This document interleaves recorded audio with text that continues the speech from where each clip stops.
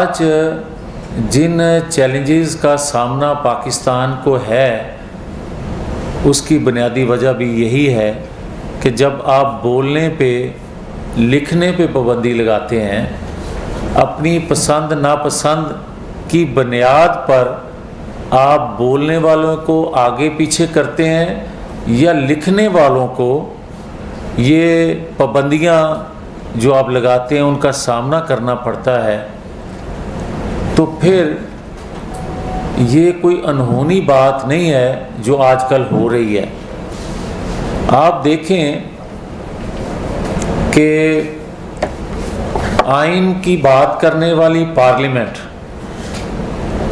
आइन की बालादस्ती की बात करने वाली पार्लियामेंट, अगर उसमें बैठ के और उसमें बैठने वाले, उससे मुस्तफीद होने वाले दावेदार अगर वो आइन तोड़ना शुरू कर दें, वो आइन से खिलवाड़ करना शुरू कर दें, तो फिर जिसका जिक्र नासिर जैदी साहब जिस दौर का कर रहे थे, उस दौर में और इस दौर में फ़र्क क्या रह जाता है। ज़्यादा ज़िम्मेवारी है जो पार्लियामेंट के अंदर बैठा है उस पर आइन की बालादस्ती के लिए अमलन जद्दोजहद करना। अब देखें, एक वाक़या पिछले दिनों हुआ और उसके असरात अभी तक बाकी हैं। वो ये कि एक डिप्टी स्पीकर जब आर्टिकल 5 का सहारा लेकर आइन से खिलवाड़ करता है और उसका सहारा लेकर अदमे एतमाद की तहरीक को ख़त्म करता है, तो 10 सेकंड के वक्फे से उस वक्त का प्राइम मिनिस्टर असेंबलियां तोड़ने का ऐलान कर रहा होता है। इसका मतलब ये हुआ कि वो पहले से रिकॉर्ड शुदा तकरीर जो थी उस मनसूबा बंदी का हिस्सा थी जो डिप्टी स्पीकर साहब ने रोल अदा किया। तो फिर जब उसको चैलेंज हुआ आला अदलिया में और आला अदलिया की जजमेंट के बाद, क्या काम रुक गया? वो साजिश रुक गई? नहीं रुकी। और फिर जो एक टाइम फ्रेम दिया गया, रात 12 बजे तक उस पर अमल नहीं होता आइन कानून की पासदारी के रखवालों की तरफ से, तो फिर कोई ये कहने में हक बजानब नहीं कि आर्टिकल 6 जो है, क्या आइन तोड़ने वाला सिर्फ वर्दी में हो तो उस पर लगेगा? आइन तोड़ना अगर वर्दी के बगैर कोई तोड़ता है तो आर्टिकल 6 उस पर भी हरकत में आना चाहिए। आइन की पासदारी, कानून की पासदारी, ये सिर्फ किसी अदारे में बैठे लोगों पर पाबंदी नहीं, बल्कि 22 करोड़ अवाम जो हैं वो किसी भी शोबा जिंदगी से तल्लक रखते हों, उनके लिए लाजम है। अब आप ये देखें कि ये बात यहां क्या खत्म हो गई? बात इससे भी आगे चली गई। जब पाकिस्तान में फसाद, जब पाकिस्तान में इंतशार का फितना, जिसका बीज बोया गया, ये 2, 4, 6 माह या 4 साल नहीं, ये फितना उस वक्त बोया गया जब 2014 में चीन का प्रेसिडेंट आ रहा था और यहां फसाद कर रहे थे। क्या उस वक्त किसी ने तो स्पेस दी होगी ना? किसी ने तो हैंडलिंग की होगी ना? फिर अगर उस वक्त कानून हरकत में आता तो आज इन चीजों का सामना न करना पड़ता। और आज उससे खतरनाक बात यह है कि देखें, आप अपनी सियासत के लिए जलसे जुलूसों में ऐसे अल्फाज इस्तेमाल कर जाते हैं, बाज़ औक़ात चारों तरफ से जमातें जलसे जुलूसों में अपनी जिम्मेदारी अदा नहीं करती। ये दुरुस्त है, कोई ज़्यादा नाअहली करता है, ज़्यादा गलती करता है, कोई कम करता है, मगर होती सबसे हैं। मगर एक तसलसल से जो काम किया जाए, और ख़ास तौर पर जो मैं बात कहने लगा हूँ कि आपको याद होगा सहाबा इकराम रिज़वानुल्लाह अलैह से तकाबली जायज़ा शुरू हुआ, और तौबा नौज़ुबिल्लाह ये अंबिया इकराम के साथ तकाबली जायज़े तक बात रुकी नहीं है। मस्जिद नबवी में जो कुछ हुआ बात यहाँ रुकी नहीं है। 27वीं की रात, बाबरकत रात, उस रात एक गाने वाले जो थे, जो आजकल नात शरीफ की सादत भी हासिल करते हैं, उन्होंने इसी फितने की मौजूदगी में, बल्कि मुझे इजाजत दें अगर आप माइंड ना करें, इमरानी फितने की मौजूदगी में ये बात कही जो बतौर कलमा गो मैं अपनी जुबान पर नहीं ला सकता। वायरल हुई हैं सोशल मीडिया पर वो चीजें। मैं विक्टिम हूं, मेरे जैसे कई और भी हैं। मैं इसकी आड़ में कोई सियासत नहीं कर रहा। मैं ये कहना चाहता हूं इसकी आड़ में मुकदमात भी नहीं बनाने चाहिए। मजहबी आजादी हर एक को हासिल होनी चाहिए, मगर ये कोई तरीका नहीं। ये 22 करोड़ लोगों की बात नहीं है। ये दुनिया में जो कलमा गो हैं सबके दिल दुखे हैं। इसलिए मैं आज भी कैबिनेट मीटिंग में ये बात जरूर करूंगा, क्योंकि ये एक जमात की हुकूमत नहीं है, ये कौमी हुकूमत है। मैं आज तमाम जमातों की लीडरशिप वहां मौजूद होगी, ये बात कहूंगा कि तमाम मकातबे फिक्र के उलमाए इकराम को ज़हमत दी जाए, बुलाया जाए, और तमाम पॉलिटिकल फोर्सेस भी साथ बैठें, अदारों के जुम्मेवार भी वहां तशरीफ लाएं, और इस अमरानी फितने को यहां खत्म किया जाए जो दीन के हवाले से खास तौर पर सर उठा रहा है। वजह,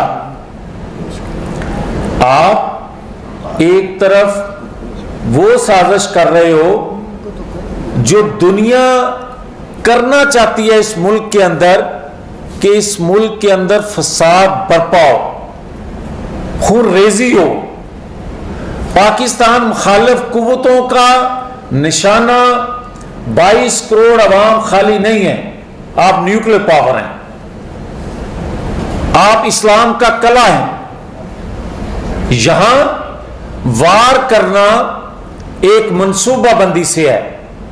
तो मैं समझता हूं कि स्टेट को अपनी जिम्मेदारी अदा करते हुए मुकदमात नहीं, बल्कि इस फितने को रोकना आइंदा नस्लों के लिए इसलिए जरूरी है कि फिर कहते हैं कानून अपना रास्ता बनाएगा।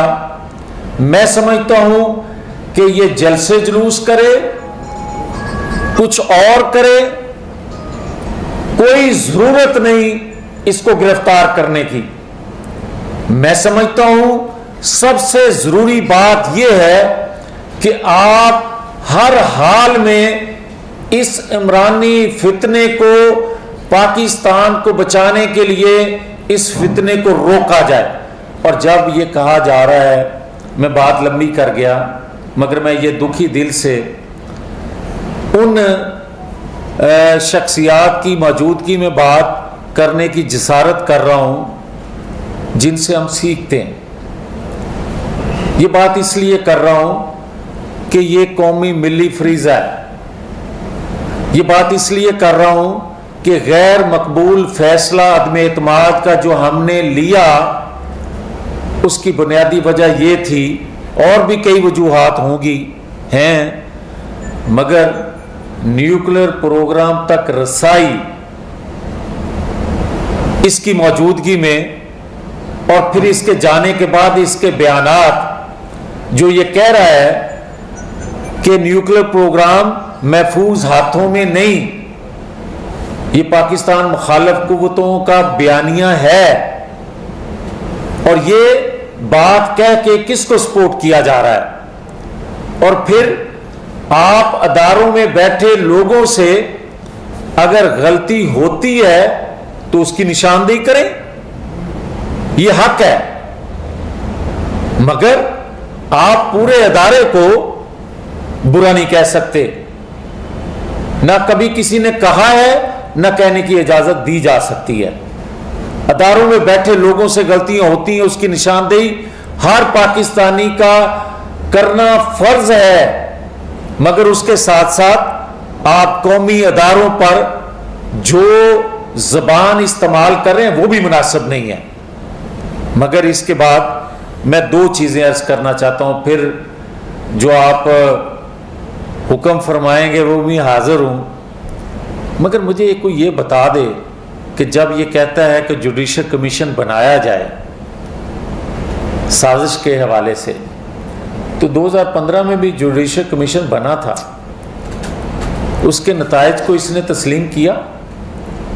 और आज भी मैं कहता हूं कि ये जिस अदारे के मतहत वो कमीशन बनाना की दरख्वास्त करे वो होना चाहिए, वो कमीशन बना देना चाहिए, मगर ये गारंटी लेने के बाद क्या उसको मानेगा? ये गारंटी फिर लेने के बाद कि 2014 में जो कुछ हुआ था वही अदारा का कमीशन फिर 2014 के लिए भी बने, 2017 के लिए भी कमीशन बने कि अकामा पे पनामा कैसे निकला।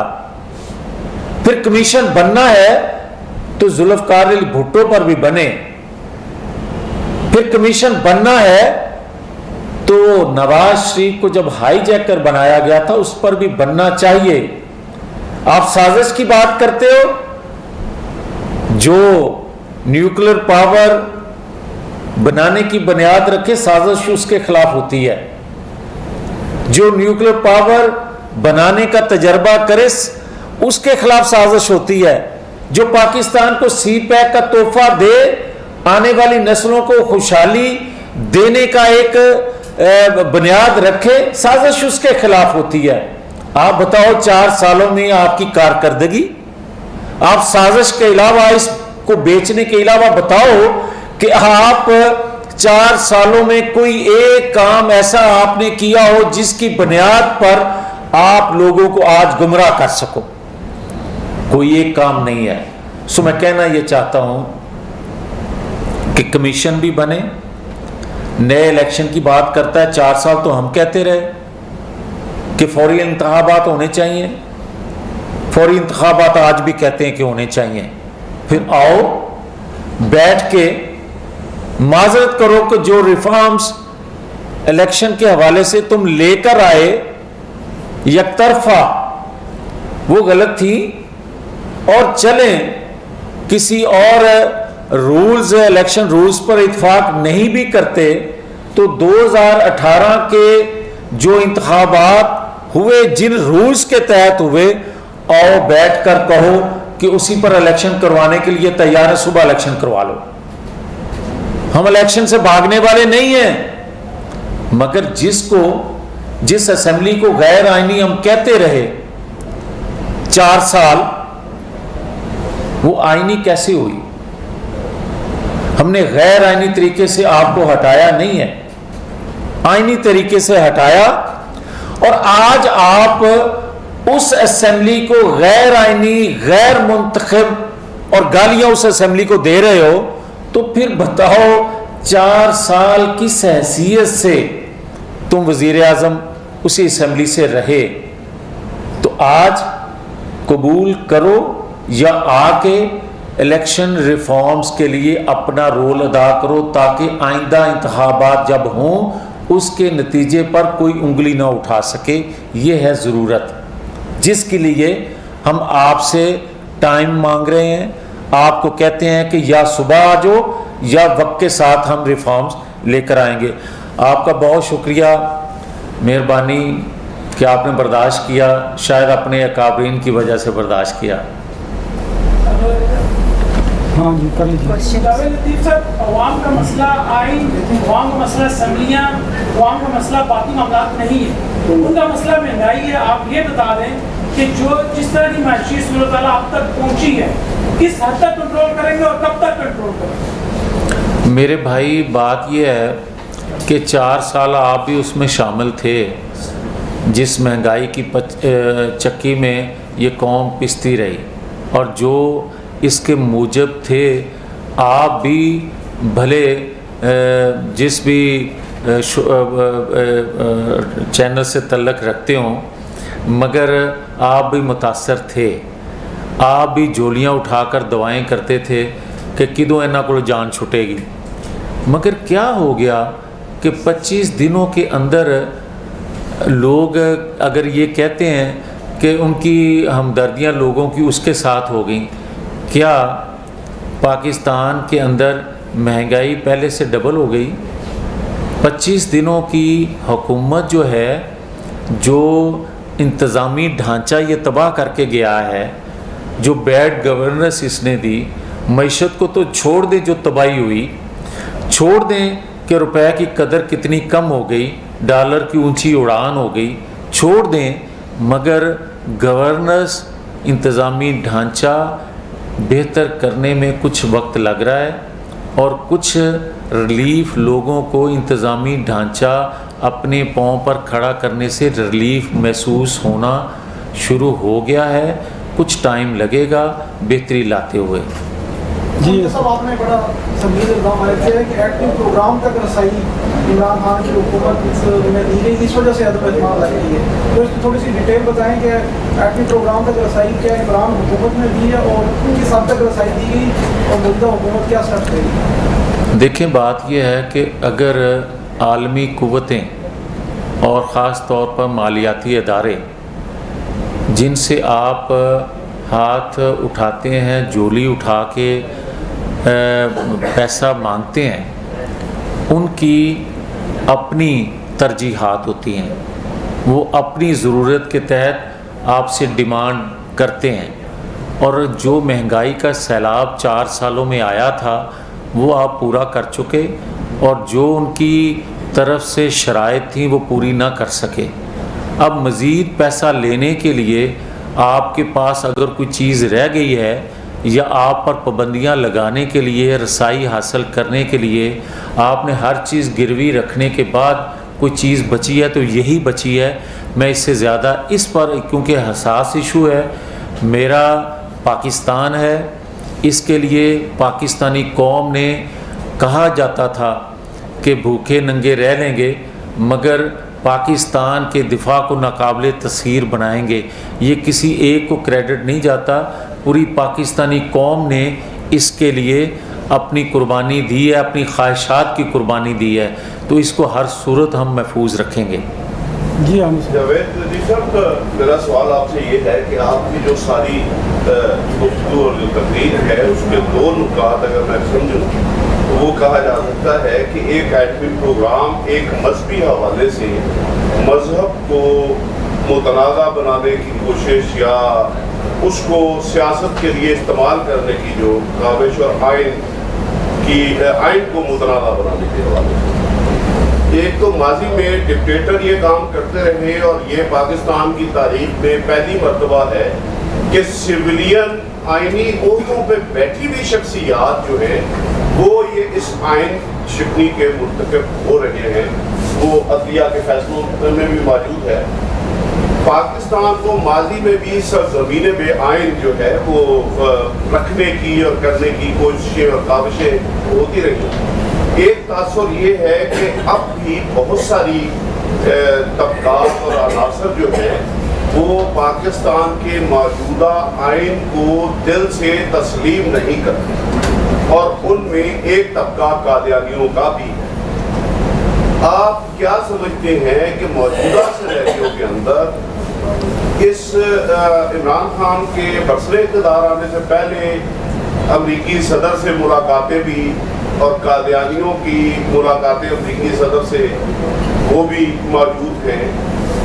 इस सारे सिनेरियो में आप क्या समझते हैं कि जब पॉलिटिकल कोई भी फोर्स नया आइन बनाने की पोजीशन में नहीं, उसमें अमेंडमेंट करने की मुतफ़िका पोजीशन में नहीं, लेआउट क्या है और इसको कहाँ पे कैसे रोका जा सकता है? शुक्रिया। मैं गुजारिश करूँगा, मेरे लिए आप बड़े मोहतरम हैं, मैं गुजारिश पहले भी कर चुका हूँ, दोबारा से दोहरा देता हूँ कि इसकी आड़ में किसी के ख़िलाफ़ कुफर का फतवा या मुकदमात नहीं बनने चाहिए। मैंने ये बात इसलिए वाज़िया नहीं की, नाम नहीं लिए कि जो फिर मजहबी और मैं भी उसमें शामिल हूँ, आप भी शामिल हैं, सबका अकीदा ईमान है कलमा गो का कि जो बातें हो रही हैं ये किसी तौर पर भी ना मुनासिब हैं ना बर्दाश्त है।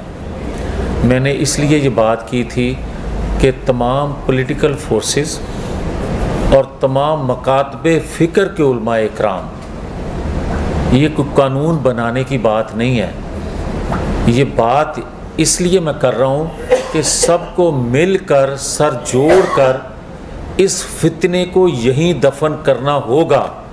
और अगर आप ताकत से इसको रोकने की कोशिश करेंगे तो ये और फैलेगा।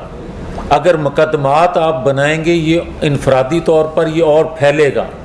मैं ये कह रहा हूँ और मेरी राय है, बाकी जो कैबिनेट फ़ैसला करे, स्टेट फ़ैसला करे, स्टेट के अदारे फ़ैसला करें, क्योंकि ये मेरी राय मुकद्दम नहीं है, मेरी एक राय है तमाम अदारों की, अपनी अपनी इनपुट आउटपुट वो दें और उसके बाद इस पर कोई फ़ैसला रियासत करे ताकि दोबारा किसी को इस तरह की जुर्रत ना हो। और जहाँ तक आप ये कह रहे हैं कि कोई तरमीम कर ली जाए आइन में, तो उस हैसियत में आप लोग हैं या नहीं? मैं ये कहता हूँ कि आइन में तरमीम अक्सरियत से भी नहीं करनी चाहिए। मैं समझता हूँ कि हमेशा मुक़द्दस 73 के आइन को इसलिए समझा जाता है कि वो कंसेंसस से हुआ, मुत्तफ़िक़ा हुआ। आज तक अगर उसका एहतराम 22 करोड़ आवाम के दिलों में है तो सिर्फ उसकी वजह यह है, उसके बाद भी बड़े कवानीन बने, उससे पहले भी बने, मगर किसी को कोई याद नहीं करता मासवाए 73 के आइन को। तो मैं इसलिए ये गुजारिश करूँगा कि आइन में तरमीम भी जो है वो अक्सरियत के बलबूते पे नहीं होनी चाहिए बल्कि कंसेंसस से होनी चाहिए। जी जो मियां साहब ये बताइएगा कि एक तो ये कि इतलात आ रही है कि जो फरा गोगी हैं और उनके मियां हैं वो पाकिस्तान आ रहे हैं, तो उनके आने के बाद तफ्तीश किस सम्त में जाएगी? जो उनके बताए तो असासा जाती है, क्या मतलब ये भी देखा जाएगा कि वो किसके फ्रंट में है, इसमें आगे क्या होगा? दूसरा ये कि जो बातें जलसों में इमरान खान जो जुबान इस्तेमाल कर रहे हैं, क्या उन्हें किसी सम से किसी की आशीर्वाद ही हासिल है या वो ज़ाती कैपेसिटी में बातें कर रहे हैं? शुक्रिया चौधरी साहब। मैं गुजारिश करूँगा, जो पहले आपने बात की, इस हुकूमत में और ख़ास तौर पर मैं बात दोबारा से दोहरा दूँ, ये मुस्लिम लीग की हुकूमत नहीं है, ये एक कौमी हुकूमत है। और हमारी तरजीह ये नहीं है कि 50 मीडिया कोऑर्डिनेटर को रोज़ मीटिंग में बुलाएं आप और उस वक्त का प्राइम मिनिस्टर मीटिंग ले और शाम को उसको हदायत हो कि ये गालियां देनी है अपने मुखालफीन को या आज का बयानिया ये होगा। हमारा ये बिल्कुल तमाम पॉलिटिकल फोर्सेस का इस बात पे कंसेंसस है कि जब तक आप किसी भी डिपार्टमेंट में किसी भी शोबा से उसकी करप्शन के सबूत ना मिल जाएं, उस वक्त तक प्रेस कॉन्फ्रेंस भी ना की जाए और ना मुकदमा दर्ज किया जाए, ना गिरफ़्तार किया जाए उसको।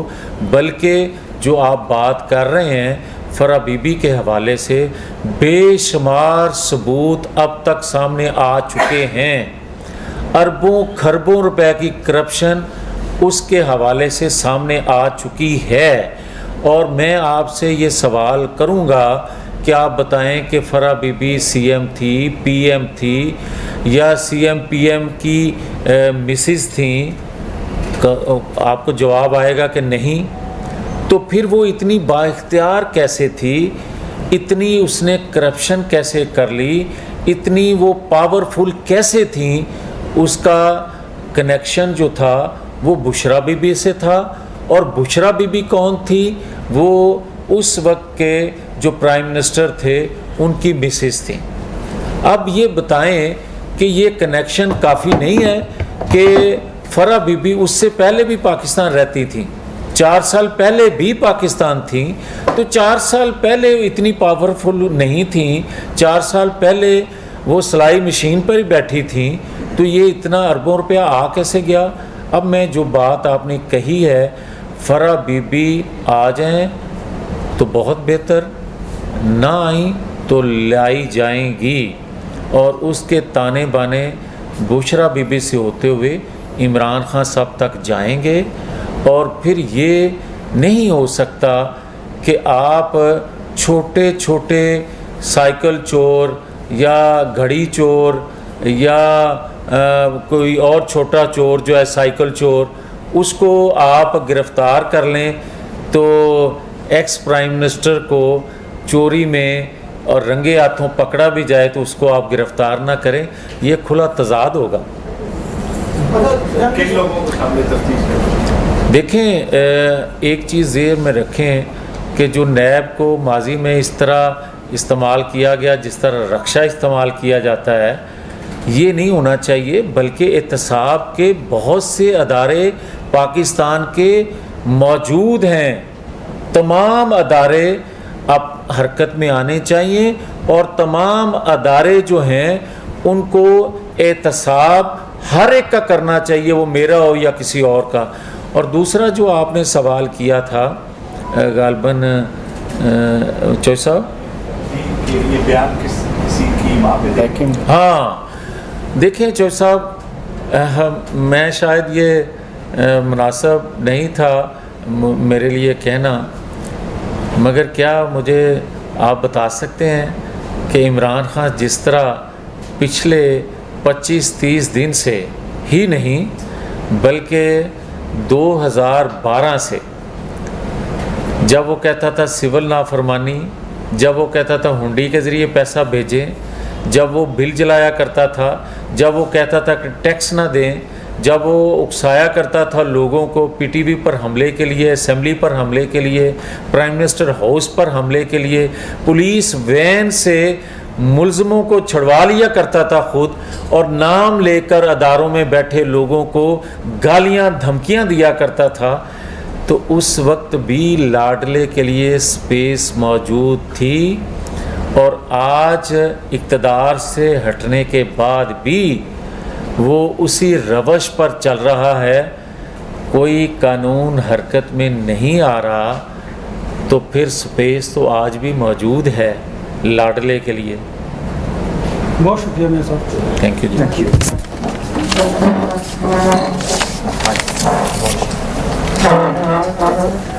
YouTube पर गूगली न्यूज देखने के लिए youtube.com की सर्च बार में गूगली न्यूज टीवी टाइप करें। गूगली न्यूज के पेज पर सुर्ख रंग के सब्सक्रिप्शन वाले बटन पर क्लिक करना ना भूलिए। YouTube पेज पर अपलोड होने वाली वीडियोस से बाखबर रहने के लिए बेल आइकन पर क्लिक कीजिए। आपको हर नई वीडियो के बारे में नोटिफिकेशन मौसूल हो जाएगा।